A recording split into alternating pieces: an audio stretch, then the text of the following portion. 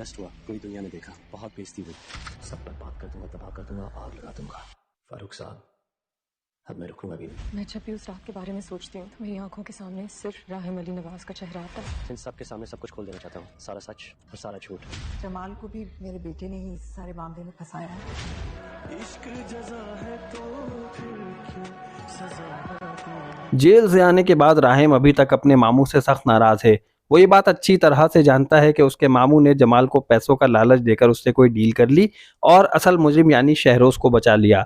वो अपने मामू से यही कहता हुआ नजर आएगा कि मैं तमाम चीज़ों को आग लगा दूंगा, तबाह बर्बाद कर दूंगा और अब मैं नहीं रुकूंगा। यहाँ पर वो अपने मामू को मामू या वकील साहब नहीं बल्कि उनका नाम फारूक साहब लेकर मुखातिब करेगा। ऐमन जो कि अपना माजी भूल चुकी है, अब उसे कुछ भी याद नहीं है और उसे सिर्फ इतना याद है कि उस रात जो कुछ भी उसके साथ हुआ उसका जिम्मेदार सिर्फ और सिर्फ राहिम अली नवाज है। और ये तमाम बातें मैडम आफिया ने उसके जहन पर नक्श कर दी हैं। मैडम आफिया अच्छी तरह से जानती हैं कि राहिम अब शहरोज को बिल्कुल भी माफ नहीं करेगा और अपने साथ किए गए जुल्म का बदला लेगा। अब वो एक नई चाल चलती हुई नजर आएंगी और ऐमन को फोन करके बताएंगी कि जमाल के साथ जो कुछ भी हुआ है वो मेरे बेटे राहिम अली नवाज ने किया है और उसे किसी झूठे मुकदमे में फंसाया जा रहा है। राहिम को सबसे ज्यादा भरोसा अपने वालिद साहब पर था, लेकिन अब वालिद साहब का बिहेवियर देखकर भरोसा टूटता हुआ नजर आएगा तो वो और ज्यादा गुस्से में आ जाएगा। राहिम शहरोज को भी धमकी देता हुआ नजर आएगा, उसे बड़े प्यार से यही कहेगा कि मैं तमाम लोगों के सामने अब सारा सच और झूठ लेकर आऊंगा और यही बताऊंगा कि असल मुजरिम कौन है। ऐमन के लिए आगे की जिंदगी और मुश्किल होती जा रही है। अब उसे प्रेस वाले हर जगह तंग करते हुए नजर आएंगे और उसका स्टेटमेंट लेने की कोशिश करेंगे,